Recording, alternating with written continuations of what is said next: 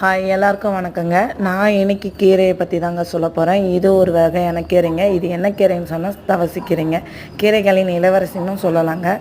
இந்த கீரைக்கு பேர் வந்து தவசிக்கீரைன்னு சொல்லுவாங்க. இதுக்கு இன்னொரு பேர் வந்து மல்டிவிட்டமின், அதாவது மினரல் எல்லா சத்துக்களும், விட்டமின் ஏ, பி, கே இன்னும் எல்லா வகையான சத்துக்களும் இதில் இருக்குங்க. முருங்கைக்கீரை மாதிரியே தாங்க இருக்கும் இது சமைச்சு சாப்பிட்றது.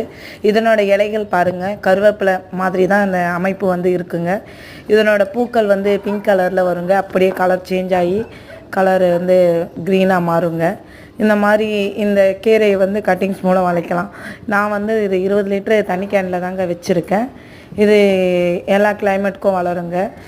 கீரைகளிலே இது வந்து எல்லா விதமான சத்துக்களும் அதிகமாக இருக்கிறதுனால இது வந்து இந்த கீரைகளை நம்ம வாரத்தில் ஒரு டைம் எடுத்துக்கலாங்க. இதுக்கு மல்டிவிட்டமின் கீரைன்னு பேரே இருக்குங்க. நீங்களும் கிடைச்சா இந்த ஒரு குச்சி எடுத்துகிட்டு வந்து வச்சு ட்ரை பண்ணுங்கள்.